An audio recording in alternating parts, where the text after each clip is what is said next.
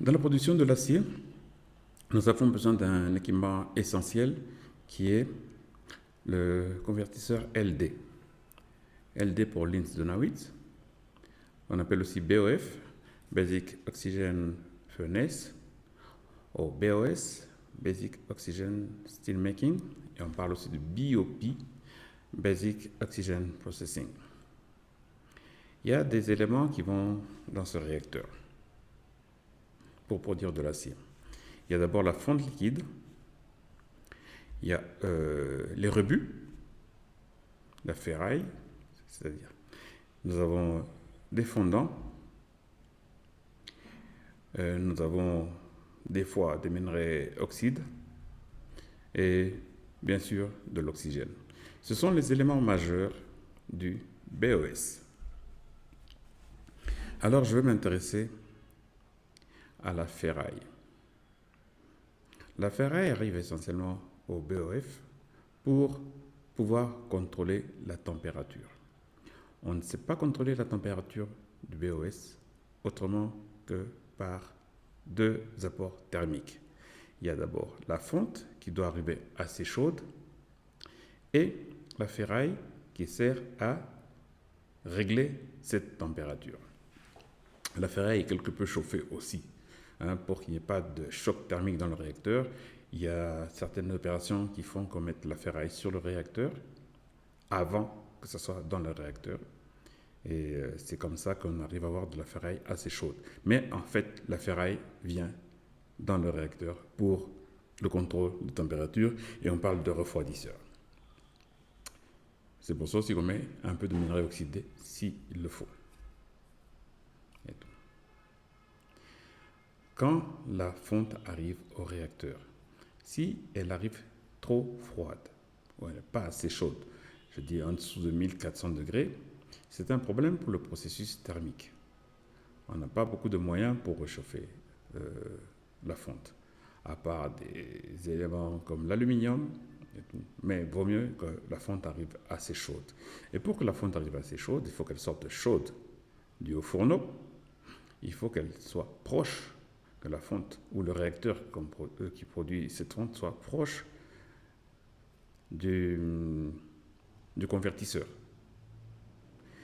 Ou que le moyen de transport entre la production au fourneau et le convertisseur soit assez rapide.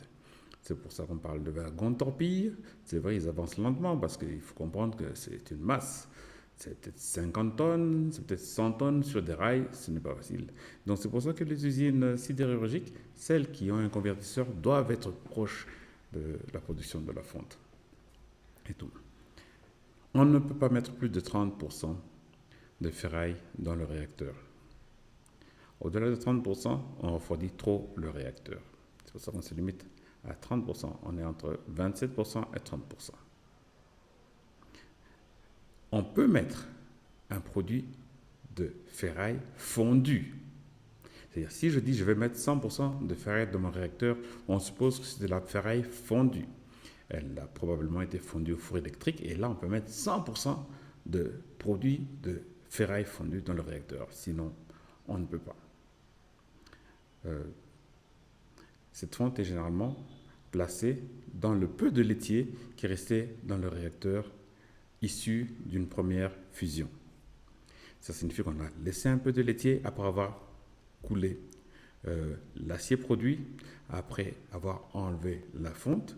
On s'arrange des fois pour laisser un peu de laitier, c'est pour toujours un apport thermique, et on va y mettre la ferraille.